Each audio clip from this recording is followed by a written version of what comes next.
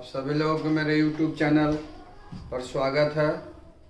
मेरा चैनल का नाम है सृजन क्लासेज बाय रंजन सर। कल हम लोग प्रीपोजिशन पढ़े थे, रूल नंबर 17 आज 18 सीखेंगे। बहुत सारे लोगों को विद्यार्थी का कमेंट आ रहा है कि बुक कब से पढ़ाइएगा, तो प्रीपोजिशन ख़त्म होने दीजिए, उसके बाद बेहतरीन तरीक़ा से आपको बुक पढ़ाया जाएगा। और हम लोग कोशिश कर रहे हैं कि सेटअप की तैयारी कर रहे हैं ताकि आप लोग को हम डायरेक्ट ऑनलाइन से पढ़ा सकें और बुक भी बेहतरीन तरीक़ा से पढ़ाई होगा। लाइन बाय लाइन पहले पढ़ाया जाएगा, हिंदी करके, चाहे वो कहानी हो कविता हो। इसलिए धैर्य रखें, पेशेंस रखें, है ना। अभी तो शुरुआत ही किए हैं और आगे आपको बुक की पढ़ाई होगी, ज़रूरी होगी, इसलिए घबराना नहीं है। अब देखिए हम लोग रूल नंबर 18 सीखेंगे।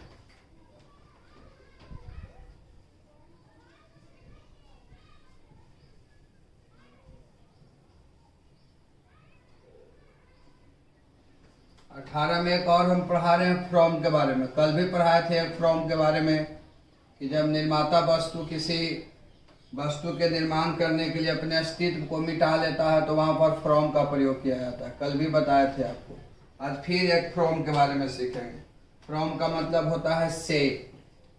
फ्रॉम एक प्रीपोजिशन है रे बाबू, फ्रॉम एक प्रीपोजिशन है जिसका मतलब होता है से।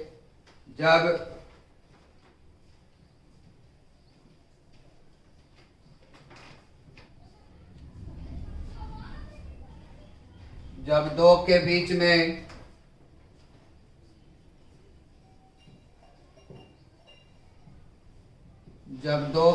में डिफरेंस मतलब भिन्नता,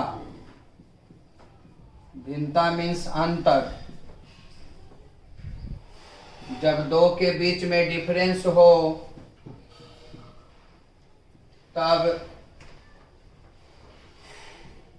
तब फ्रॉम का प्रयोग किया जाता है, जिसका मतलब होता है से। तो फ्रॉम का प्रयोग किया जाता है, याद रखिएगा।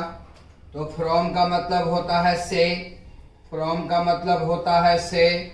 जब दो के बीच में डिफरेंस हो, जब दो के बीच में डिफरेंस हो, जब दो के बीच में अंतर हो, तो वहाँ पर हम फ्रॉम का प्रयोग करेंगे, जिसका अर्थ होता है से। जैसे देखिए यहाँ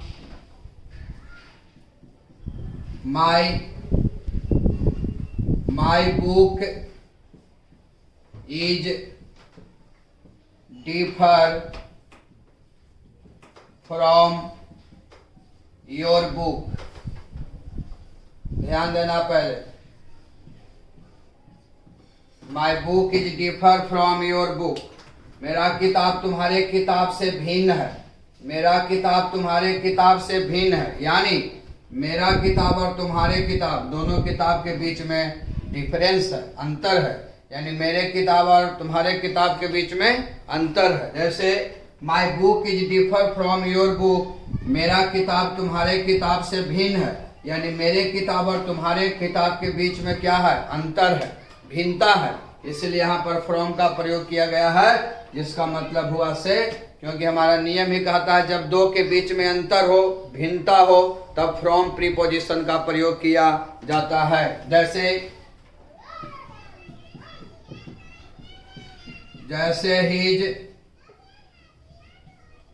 his car was differ from my car. My car, उसका गाड़ी मेरे गाड़ी से अलग था, उसका गाड़ी मेरे गाड़ी से अलग था। यानी उसके गाड़ी और मेरे गाड़ी, दोनों गाड़ी के बीच में अंतर था, डिफरेंस था। इसीलिए यहाँ पर फ्रॉम का प्रयोग किया जाता है। तो हम लोग हमेशा याद रखेंगे कि जब दो के बीच में अंतर हो, जब दो के बीच में डिफरेंस हो, तब फ्रॉम का प्रयोग किया जाता है, जिसका मतलब होता है से। अब यहाँ ध्यान दीजिएगा, कुछ ऐसे शब्द हैं, 3 स्टार को एकदम हमेशा याद रखिएगा, इससे प्रश्न आएगा। कुछ ऐसे शब्द हैं, उन सभी शब्दों के साथ हमेशा ऑफ प्रीपोजिशन, फ्रॉम प्रीपोजिशन का प्रयोग किया जाता है। कुछ ऐसे शब्द हैं उन सभी शब्दों के साथ फ्रॉम प्रीपोजिशन का प्रयोग किया जाता है। वो शब्द है एब्सेंट, एब्सेंट के साथ फ्रॉम, ध्यान देना है। एब्सेंट जहां भी रहेगा उसके साथ फ्रॉम का प्रयोग होगा, जिसका मतलब होता है अनुपस्थित होना, अनुपस्थित होना, अनुपस्थित होना, अनुपस्थित होना। जैसे ध्यान देना, पहले एब्सेंट के साथ फ्रॉम, अबस्टेन,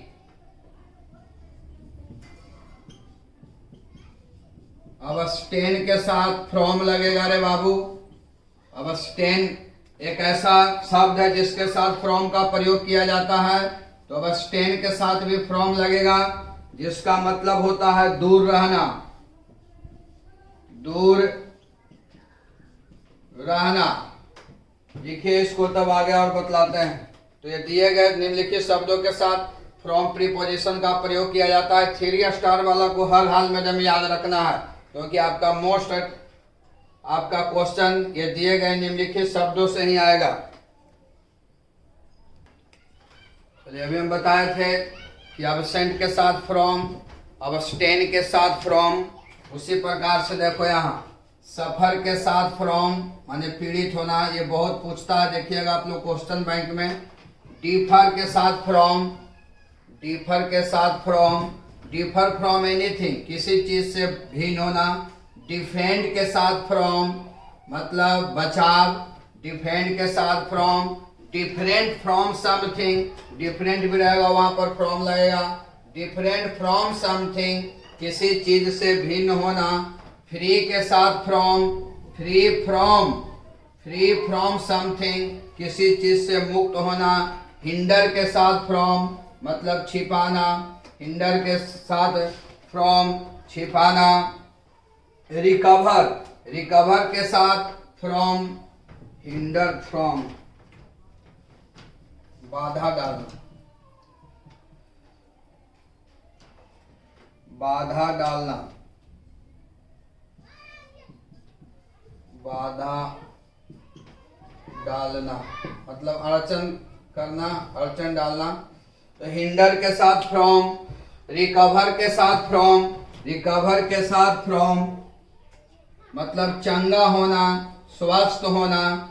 रिफ्रेन के साथ फ्रॉम मतलब दूर रहना, रिफ्रेन के साथ फ्रॉम। डाइवर्ट, डाइवर्ट के साथ फ्रॉम मतलब ध्यान हटाना। रिमूव के साथ फ्रॉम मतलब हटाना। तो आप हमेशा याद रखिएगा कि दिए गए सभी निम्नलिखित शब्दों के साथ फ्रॉम प्रीपोजिशन का प्रयोग किया जाता है, और यह सभी को आपको रट्टा मारना पड़ेगा, क्योंकि अधिकांश क्वेश्चन प्रीपोजिशन का इसी से ही आएगा, जो हम आपको लिखाते हैं 3 स्टार करके। तो ये दिए गए सभी निम्नलिखित शब्दों के साथ हमेशा फ्रॉम प्रीपोजिशन का प्रयोग किया जाता है। फ्रॉम का मतलब से होता है, जब दो के बीच में अंतर हो, भिन्नता हो, तो वहां पर फ्रॉम का प्रयोग किया जाता है, जिसका अर्थ से होता है। और ये दिए गए सभी निम्नलिखित शब्दों के साथ फ्रॉम का प्रयोग किया जाता है। इसको लिखिए तो और कुछ ऐसे शब्द हैं जिसके साथ और फ्रॉम का प्रयोग होगा, इसको नोट कीजिए।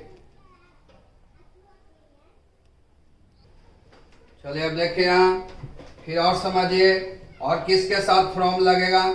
तो रिक्वायल रहेगा, तो रिक्वायल के साथ फ्रॉम प्रीपोजिशन का प्रयोग करना, जिसका मतलब होता है पीछे हटना या घबराना। डिडक्ट रहेगा, उसके साथ फ्रॉम प्रीपोजिशन का प्रयोग होगा, जिसका मतलब होता है हटाना। प्रोटेक्ट रहेगा, उसके साथ फ्रॉम प्रीपोजिशन का प्रयोग होगा, जिसका मतलब होता है बचाना। एक्सपेल रहेगा, उसका मतलब उसके साथ फ्रॉम प्रीपोजिशन का प्रयोग होगा, जिसका मतलब निष्कासित करना या बाहर करना। डिराइव रहेगा, उसके साथ फ्रॉम प्रीपोजिशन का प्रयोग होगा, जिसका मतलब होता है निकालना। श्रिंक रहेगा, उसके साथ फ्रॉम प्रीपोजिशन का प्रयोग होगा, जिसका मतलब होगा सिकुड़ना। तो ये दिए गए सभी निम्नलिखित शब्दों के साथ फ्रॉम प्रीपोजिशन का प्रयोग किया जाता है। जैसे देखिए एग्जाम्पल से हम बताते हैं, जैसे द बॉय वाज एब्सेंट, लड़का अनुपस्थित था। द क्लासरूम, लड़का क्लासरूम से वर्ग से लड़का क्लासरूम से अनुपस्थित था। अभी हम बताए थे। तो एब्सेंट के साथ क्या लगता है? तो एब्सेंट के साथ फ्रॉम प्रीपोजिशन का प्रयोग किया जाता है। यहाँ पर हम फ्रॉम लिखेंगे। जैसे एग्जाम्पल समझिएगा, जैसे जैसे द ओल्ड मैन, बूढ़ा आदमी, ओल्ड मैन इज सफर, बूढ़ा आदमी पीड़ित है, फीवर, बूढ़ा आदमी पीड़ित है, फीवर, बुखार से, बूढ़ा आदमी पीड़ित है बुखार से। तो सफर के साथ फ्रॉम प्रीपोजिशन का प्रयोग किया जाता है, इसलिए इसको सबको याद रखिएगा। ये बहुत बार पूछा है सफर वाला क्वेश्चन बैंक में, देखिएगा। तो द ओल्ड मैन इज सफर, बूढ़ा आदमी पीड़ित है, फ्रॉम फीवर, बुखार से। एक और एग्जाम्पल देख लीजिए, एक और एग्जाम्पल देख लो।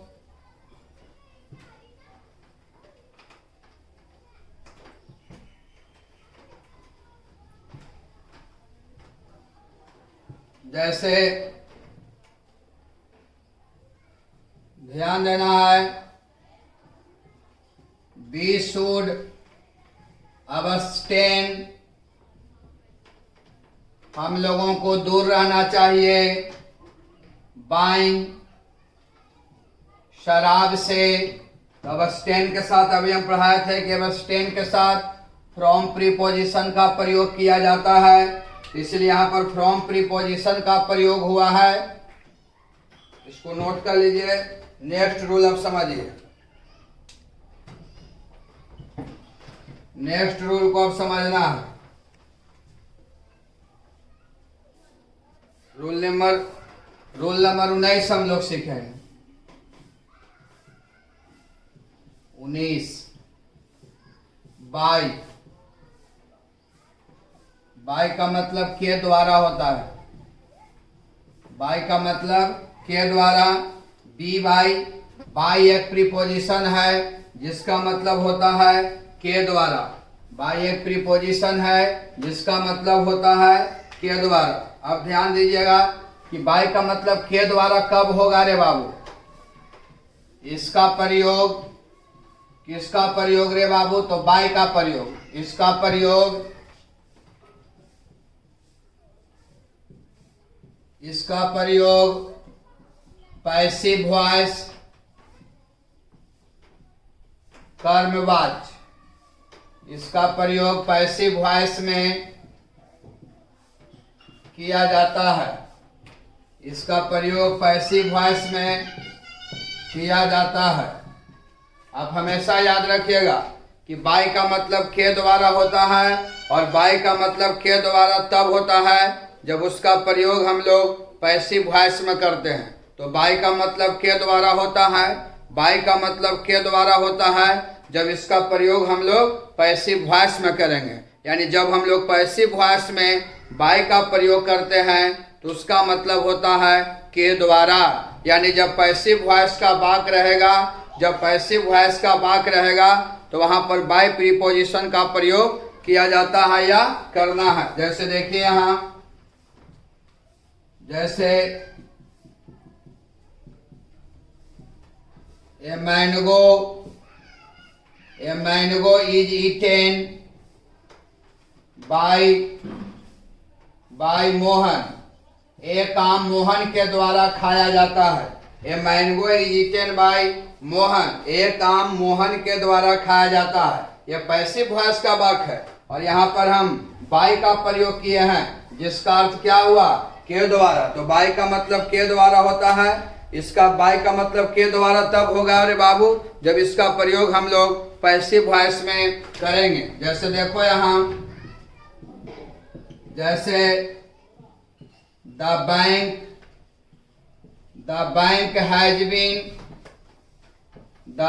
हैज बीन लूटेड बाय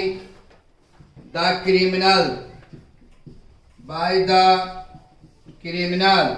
यह पैसिव वॉइस का वाक्य है रे बाबू। The bank has been looted by the criminal, यह बैंक अपराधी के द्वारा लूटा जा चुका है, बैंक अपराधी के द्वारा लूटा जा चुका है। यह पैसिव वॉइस का वाक्य है और पैसिव वॉइस में हम बाय का प्रयोग किए हैं जिसका मतलब हुआ है के द्वारा। जैसे और एग्जांपल देख लीजिए, जैसे a letter was being read, read का तीसरा रूप रीडे होता है, पढ़ा जाता है रेड, बाय गणेश, गणेश के द्वारा एक पत्र पढ़ा जा रहा था, गणेश के द्वारा एक पत्र पढ़ा जा रहा था, गणेश के द्वारा एक पत्र पढ़ा जा रहा था। यह पैसिव वॉइस का वाक्य है और पैसिव वॉइस में बाय का प्रयोग हुआ है जिसका मतलब हुआ के द्वारा। तो आप हमेशा याद रखिएगा कि बाय का मतलब होता है के द्वारा, बाय का मतलब होता है के द्वारा जब इसका प्रयोग हम लोग पैसिव वॉइस में करते हैं। यानी जब हम लोग पैसिव वॉइस में बाय का प्रयोग करेंगे तो उसका अर्थ होता है के द्वारा। इसको नोट कर लीजिए, लिख लीजिए।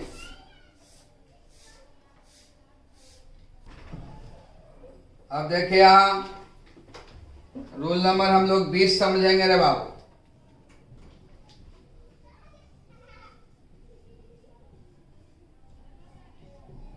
एक और बाय का प्रयोग समझिए। बाय का मतलब फिर हम बता रहे हैं से। अभी हम बताए थे 19 में कि बाय का मतलब के द्वारा, लेकिन बाय का मतलब के द्वारा तब होता है जब उसका प्रयोग हम लोग पैसिव वॉइस में करते हैं। अब बाय का मतलब से होता है। अब बाय का मतलब से कब होगा, अब ध्यान दीजिएगा। जब माप तौल, जब माप तौल जिसको हम लोग मापते हैं या तौलते हैं, जब माप तौल को के हिसाब से या के दर से, जब माप तौल को के हिसाब से या के दर से, जब माप तौल को के हिसाब से या के दर से बोध कराया जाए तब बाय का प्रयोग किया जाता है। तब बाय का प्रयोग किया जाता है जिसका मतलब होगा से, जिसका मतलब होगा से। याद रखिएगा, जिसको हम लोग मापते हैं, जिसको हम लोग तौलते हैं, जिसको हम लोग मापते हैं, जिसको हम लोग तौलते हैं, उसको बोध हम कराएंगे के हिसाब से या के दर से, तो वहां पर बाय का प्रयोग किया जाता है जिसका मतलब होगा से। यानी एक और इसको अधिक समझने के लिए लिख दे रहे हैं, यानी वेट मतलब वजन, यानी वेट तथा मेजरमेंट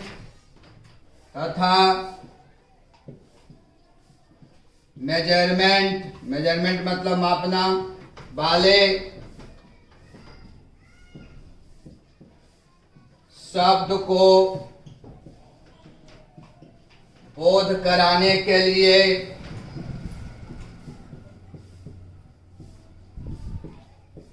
बाय का प्रयोग किया जाता है। बाय का प्रयोग किया जाता है, बाय का प्रयोग किया जाता है। आप हमेशा याद रखिएगा, बाय का मतलब से होता है रे बाबू। बाय का मतलब से तब होगा जिसको हम लोग मापते हैं और तौलते हैं, जिसको हम लोग मापते हैं और तौलते हैं उसको बोध हम कराएंगे के हिसाब से या के दर से, तब बाय का प्रयोग करेंगे जिसका मतलब होगा से। या हम लोग कह सकते हैं कि वेट वाले और मेजरमेंट वाले शब्द को बोध कराने के लिए, जिसको हम लोग तौलते हैं मापते हैं उसी को कहते हैं वेट या मेजरमेंट। तो वेट और मेजरमेंट वाले शब्द को बोध कराने के लिए बाय का प्रयोग किया जाता है जिसका मतलब होता है से। जैसे देखिए यहाँ, जैसे milk is sold by the litre, ध्यान दीजिएगा, दूध लीटर के हिसाब से बेचा जाता है या दूध लीटर के दर से बेचा जाता है। दूध को हम लोग क्या करते हैं, मापते हैं, और दूध को हम लोग बोध कराएं के हिसाब से या के दर से, इसलिए यहाँ पर बाई का प्रयोग हुआ। Milk is sold by the litre, दूध लीटर के हिसाब से या लीटर के दर से बेचा जाता है। यहाँ पर हम बाई का प्रयोग किए, जिसका मतलब क्या हुआ, से हुआ। जैसे देखिए हम,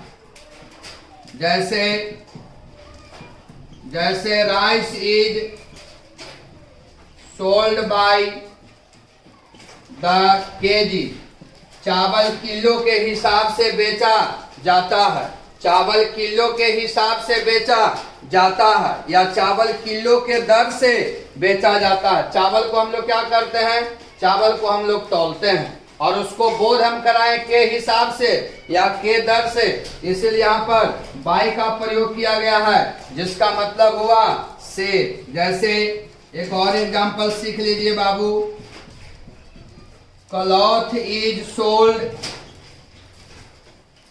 बाय द मीटर, कपड़ा मीटर के हिसाब से बेचा जाता है, कपड़ा मीटर के हिसाब से बेचा जाता है। तो कपड़ा को हम लोग क्या करते हैं, मापते हैं और उसको हम बोध कराएं के हिसाब से या के दर से, इसीलिए यहाँ पर बाई का प्रयोग किया गया है, जिसका मतलब से होता है। तो आप याद रखिएगा कि वेट वाले मेजरमेंट वाले शब्द को बोध कराने के लिए, वेट वाले या मेजरमेंट वाले शब्द को बोध कराने के लिए बाई का प्रयोग किया जाता है, जिसका मतलब से होता है। यानी हम कह सकते हैं कि जिसको हम लोग मापते हैं, जिसको हम लोग तौलते हैं, उसको बोध कराने के लिए हम लोग बाई का प्रयोग करते हैं, जिसका अर्थ से होता है। इसको लिख लीजिए।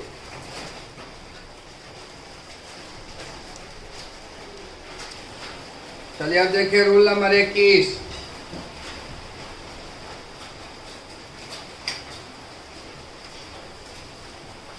रूल नंबर 21 को समझिएगा। ऑन, ऑन का मतलब पर या ऊपर, और अपॉन, अपॉन का मतलब ही पर या ऊपर। ध्यान दीजिएगा, ऑन एक प्रीपोजिशन है, जिस तरह से ऑन एक प्रीपोजिशन, उसी तरह से अपॉन भी एक प्रीपोजिशन है। ऑन और अपॉन दोनों का मतलब होता है पर या ऊपर। ऑन का मतलब भी पर या ऊपर, अपॉन का मतलब भी पर या ऊपर। अब समझना है, ऑन और अपॉन, ऑन और अपॉन दोनों एक प्रीपोजिशन है, दोनों का मतलब होता है पर या ऊपर।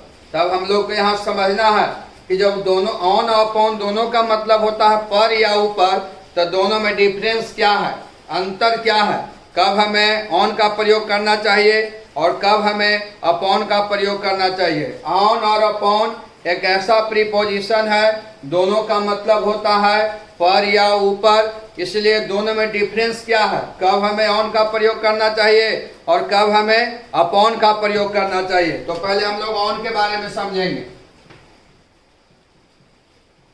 ऑन पर या ऊपर, इसका हिंदी होता है पर या ऊपर। यहां ध्यान दीजिएगा, ऑन पर या ऊपर, स्पर्श, किसी चीज से स्पर्श रहेगा, कोई चीज किसी चीज के ऊपर रहेगा, लेकिन क्या रहेगा, स्पर्श रहेगा, टच। तथा स्थिरता के लिए किया जाता है, तथा स्थिरता के लिए किया जाता है। आप हमेशा याद रखिएगा, ध्यान देना। पहले ऑन का मतलब पर या ऊपर, ऑन का मतलब पर या ऊपर, कोई चीज के ऊपर रहेगा, लेकिन वो क्या चीज रहेगा, स्पर्श रहेगा, और कोई चीज स्थिर रहेगा, तब वहां पर ऑन का प्रयोग करेंगे।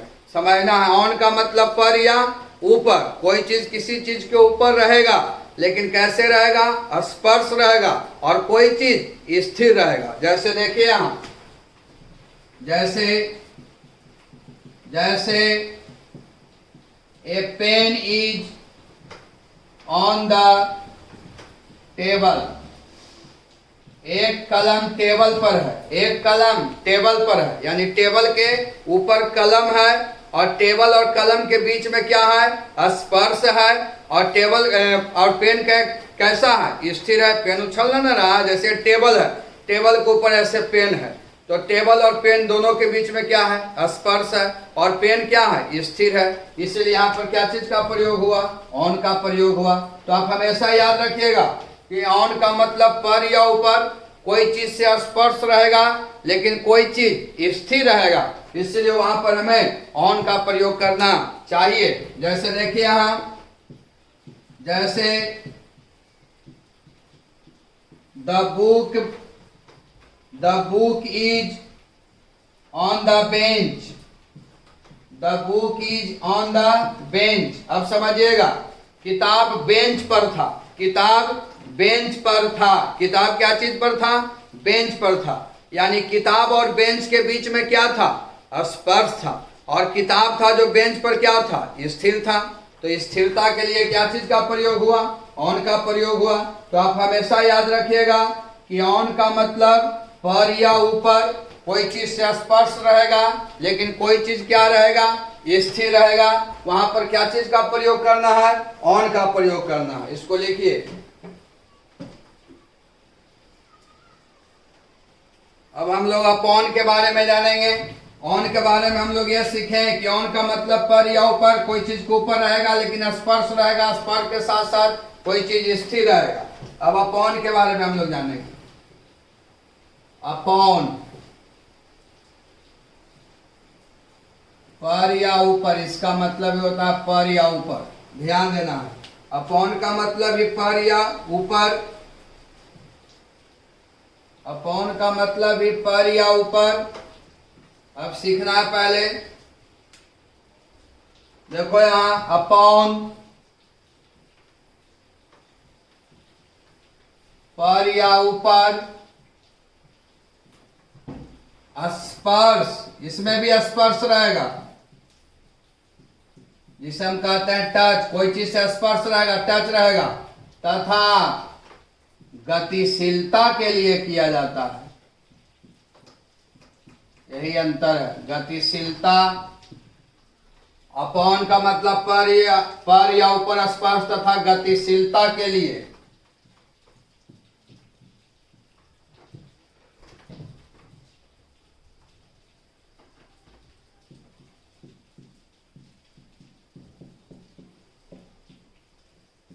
अभी हम सीखे थे कि ऑन का मतलब पर या ऊपर, स्पर्श तथा स्थिरता के लिए किया जाता है।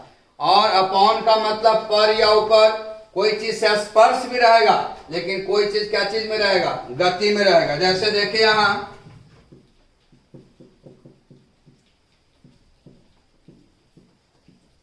The book is sliding, the book is sliding upon the table.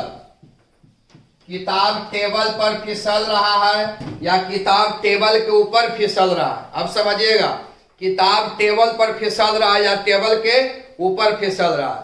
तो किताब कहाँ है, किसके ऊपर है, टेबल के ऊपर है। अपॉन का मतलब पर या ऊपर हो गया।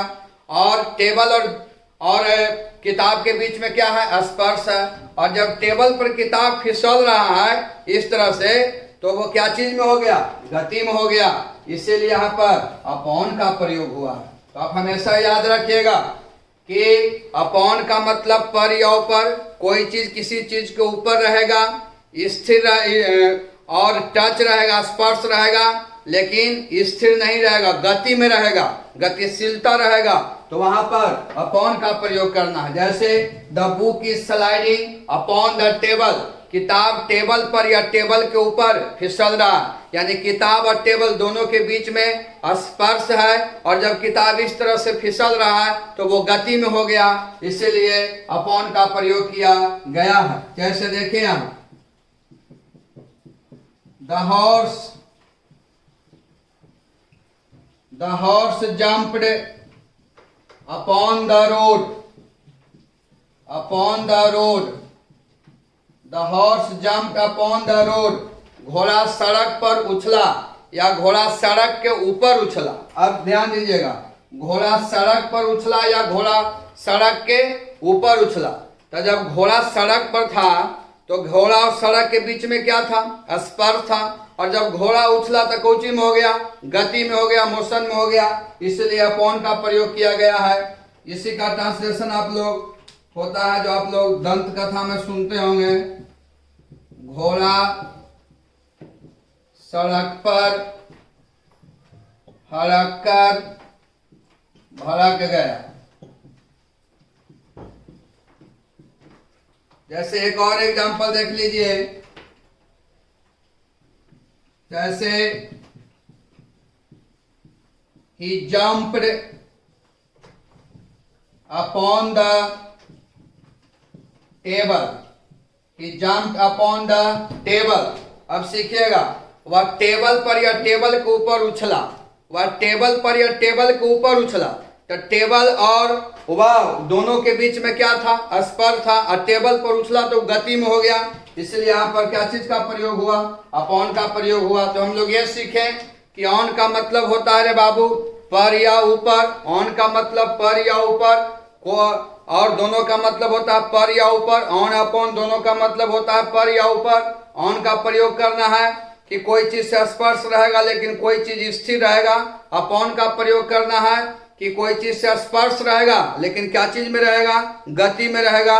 वहां पर अपॉन का प्रयोग किया जाता है या अपॉन का प्रयोग करना है। इसको लिख लीजिए।